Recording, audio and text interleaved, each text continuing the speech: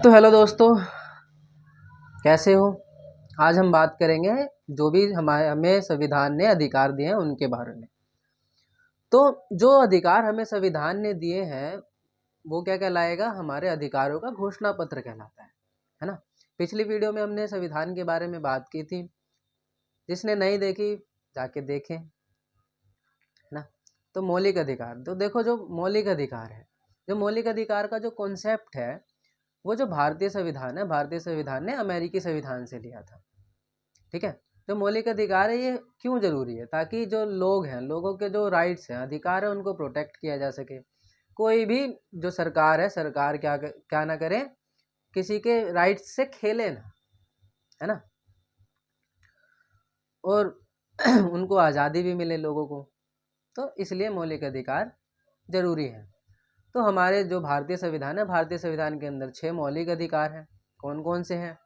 पहला तो है हमारा समता एवं समानता का अधिकार, राइट टू इक्वेलिटी। दूसरा है हमारा स्वतंत्रता का अधिकार, राइट टू फ्रीडम। तीसरा है हमारा शोषण के विरुद्ध अधिकार। तीसरा है हमारा शोषण के विरुद्ध अधिकार, राइट्स अगेंस्ट एक्सप्लॉइटेशन। चौथा है हमारा धार्मिक स्वतंत्रता का अधिकार, right to freedom of religion. पांचवा है हमारा सांस्कृतिक एवं शैक्षिक अधिकार, कल्चरल एंड एजुकेशनल राइट्स। छठा है हमारा संवैधानिक उपचारों का अधिकार, जो कि क्या है, राइट टू कॉन्स्टिट्यूशनल रेमेडीज। तो ये 6 अधिकार दिए गए हैं हमें। कहाँ पे दिए गए हैं ये? हमारे संविधान के भाग 3 के अनुच्छेद 12 से लेकर 35 तक ये हमारे 6 मौलिक अधिकार दिए गए हैं। तो शुरुआत करते हैं हम राज्य से, क्योंकि राज्य को जानना इम्पोर्टेंट है। क्योंकि देखो, जो भारतीय संविधान है, भारतीय संविधान ने हमें अधिकार तो दे दिए, हमें मौलिक अधिकार दे दिए, लेकिन जो इसकी रक्षा है, इसकी सुरक्षा है, ये कौन करेगा? ये राज्य करता है। तो हमें राज्य का जानना जरूरी है, और इसकी शुरुआत भी होती है आर्टिकल 12 से, अनुच्छेद 12 से। तो जो आर्टिकल 12 है वो क्या कहता है कि जो पहला तो देखो कि जो केंद्रीय सरकार है, केंद्रीय सरकार की जो एग्जीक्यूटिव है और जो लेजिस्लेचर है, जो कार्यपालिका है और जो विधायिका है, वो किस श्रेणी में आएंगी? राज्य की श्रेणी में आएंगी। दूसरा क्या है कि जो भी राज्य सरकार है, राज्य सरकार की जो कार्यपालिका और विधायिका है, ये भी कहाँ आएंगी? राज्य की श्रेणी में आएंगी। और सिंपल सा ये समझो कि कोई भी संस्था हो जिसके शेयर्स क्या है 50% से ज़्यादा कहाँ किसके पास है? सरकार के पास है। वो सब क्या आएंगी? राज्य की श्रेणी में आएंगी। ठीक है, राज्य की डेफिनेशन में आएंगी। तो हमने राज्य को समझ लिया, यही हमारी क्या करता है, जो हमारे फंडामेंटल राइट्स है उसकी प्रोटेक्शन करता है। ठीक है। तो अब हम जानते हैं कि मौलिक अधिकार कौन कौन से हैं, ये तो हमने देख लिया। अब हम उनके बारे में जानते हैं। तो देखो, जो सबसे पहला था वो क्या था हमारा? समता एवं समानता का अधिकार। तो जो समता एवं समानता का अधिकार है ये हमारे आर्टिकल 14 से लेकर आर्टिकल 18 तक है, अनुच्छेद 14 से अनुच्छेद 18 तक। तो जो अनुच्छेद 14 है वो हमें जो इक्वेलिटी है इसके 2 सिद्धांतों के बारे में बताता है। कौन कौन से 2 सिद्धांत है इसके? कि एक तो इक्वेलिटी बिफोर लॉ और एक equal protection of law. Equality before law क्या है कि कोई भी व्यक्ति, है ना, कोई भी नागरिक, हमारे भारत का कोई भी व्यक्ति हो, तो जो कानून है, कानून क्या करेगी, उनको एक ही नज़र से देखेगी। ये नहीं देखेगी कि ये अमीर है, ये गरीब है, ये तो प्राइम मिनिस्टर है और ये आम आदमी है, ये नहीं देखेगी। जो कानून है, कानून सबको क्या देखेगी? एक ही नज़र से देखेगी।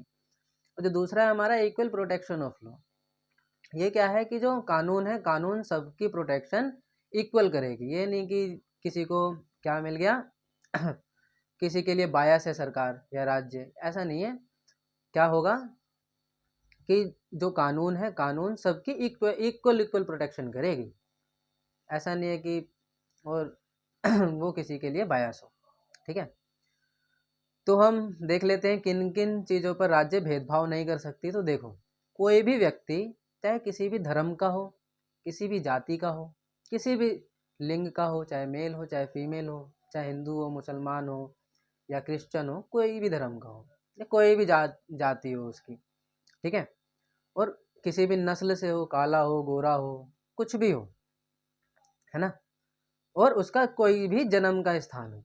इन 5 आधार पर जो राज्य है, राज्य किसी के साथ भेदभाव नहीं करेगी। ऐसा कभी हुआ है कि तुम्हारे स्कूल में कोई आया है ना, और मुस्लिम हो या हिंदू हो, तो तुम्हारा जो स्कूल है, स्कूल ने मना कर दिया हो एडमिशन देने से कि नहीं जी, हम हिंदुओं को नहीं लेते, हम मुस्लिम्स को नहीं लेते, या हम क्रिश्चियन को नहीं लेते? नहीं हुआ ना, क्योंकि ये हमारा क्या है, राइट है, राइट टू इक्वेलिटी है। कोई भी स्कूल हमें मना नहीं कर सकता, ये सिर्फ इस आधार पे कि हमारा धर्म अलग है या हमारी जाति छोटी है। ठीक है, तो ये तो है हमारा राइट टू इक्वेलिटी। ठीक है, इतना समझ में आया। अब हम आगे बढ़ते हैं राइट टू फ्रीडम में, स्वतंत्रता के अधिकार में। तो जो स्वतंत्रता का अधिकार है, ये जब तुम आर्टिकल, ये पहले इसका आर्टिकल जान लो कि अनुच्छेद 19 से लेकर 22 तक क्या दिया गया है, स्वतंत्रता के अधिकारों के बारे में बात की गई है। तो जो अनुच्छेद 19 है वो क्या बात करता है कि ये जो है स्पीच एंड एक्सप्रेशन के बारे में बात करता है। अनुच्छेद 19, freedom of speech and expression. आज हम जो भी कुछ बोल देते हैं, भाषण दे देते हैं कहीं पे भी जाके किसी को भी, और जो अभी अपनी अभिव्यक्ति की स्वतंत्रता है उसको हम निखार पाते हैं, वो क्यों? इसी आर्टिकल की वजह से।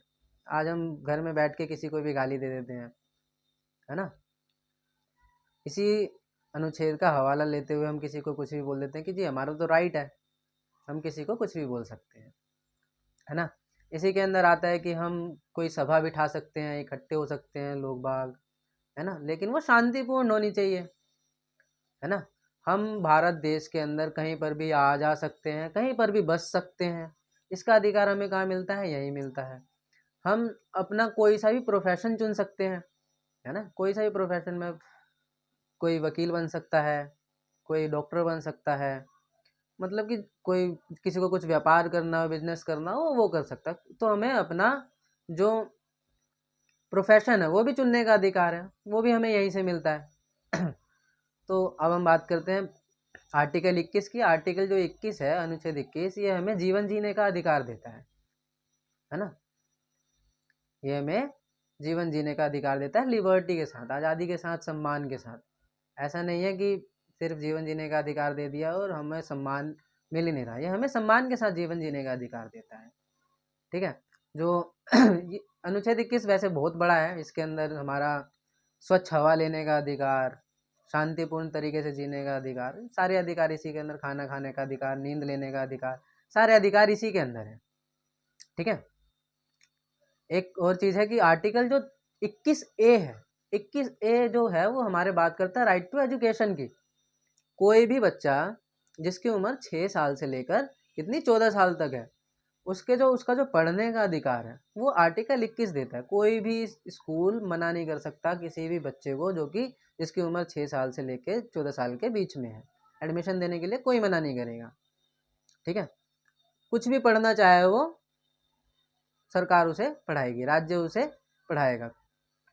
ठीक है, तो ये तो हो गया हमारा स्वतंत्रता का अधिकार। अब हम बात करते हैं शोषण के विरुद्ध अधिकार की, राइट्स अगेंस्ट एक्सप्लॉयटेशन। तो शोषण के बारे में तो तुम जानते ही हो, इसको ऐसे समझ लो कि किसी से काम करवा लिया, उसको पैसे नहीं दिए, वेतन नहीं दिया किसी को, है ना, जो बच्चा है, बच्चे की उम्र पढ़ने की है, उससे बाल मजदूरी कराने लग गए, है ना। तो ये सारी चीज़ें क्या है, शोषण है। तो जो इनका शोषण ना हो इसलिए हमें क्या दिया गया है, इसके अंदर हमें मौलिक अधिकार दिया गया है हमारे संविधान के अंदर कि किसी का शोषण ना हो। ठीक है, फिर आता है हमारा धार्मिक स्वतंत्रता का अधिकार। जो धार्मिक स्वतंत्रता का अधिकार है वो क्या बताता है कि हम किसी भी धर्म को अपनी मर्जी से अपना सकते हैं और उसी के कल्चर को फॉलो कर सकते हैं। हमें हमारे ऊपर राज्य कोई धर्म नहीं थोपेगा। जैसे मैं दिल्ली में रहता हूँ, तो दिल्ली में जो दिल्ली का सरकार है, सरकार हम पे कोई वो नहीं थोपेगी कि तुम्हें ये धर्म मानना होगा जब भी तुम दिल्ली में रह पाओगे। ऐसा नहीं है, जिस धर्म का मैं हूँ उस धर्म को मैं अच्छे से फॉलो कर सकता हूँ। तो ये अधिकार हमें कहाँ मिलता है, संविधान के अंदर, मौलिक अधिकारों के अंदर।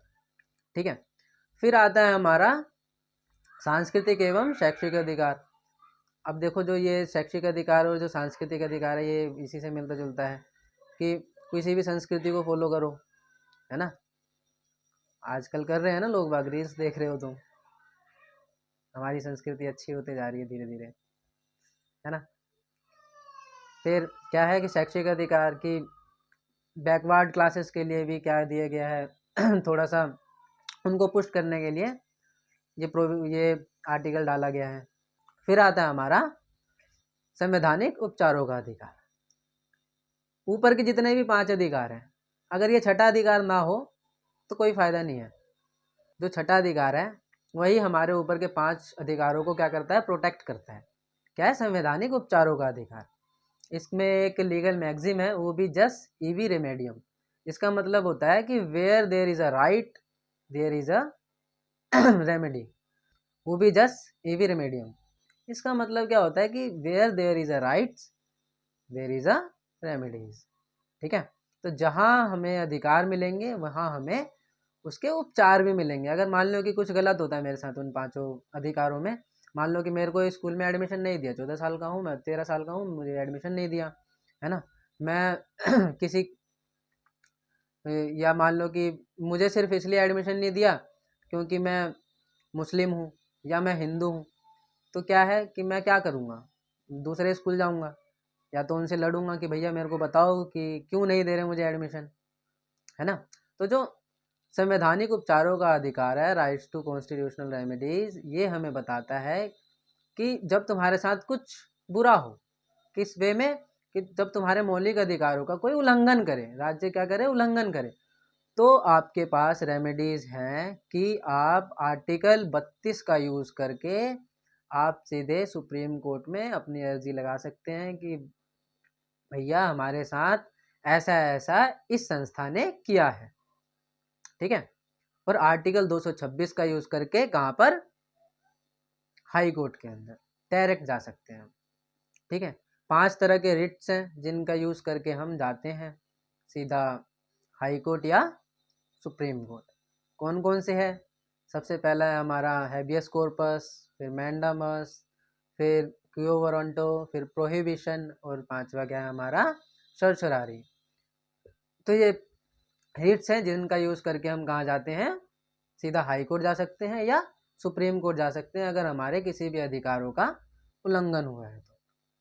ठीक है, अगर तुम्हें रेट्स के बारे में पूरा जानना है तो बता देना कमेंट्स में, पूरी बात करेंगे। ठीक है, तब तक के लिए बाय। अगला वीडियो आएगा, उसके अंदर हम बात करेंगे राज्य के नीति निर्देशक तत्वों के बारे में, directive principle of state policy के बारे में।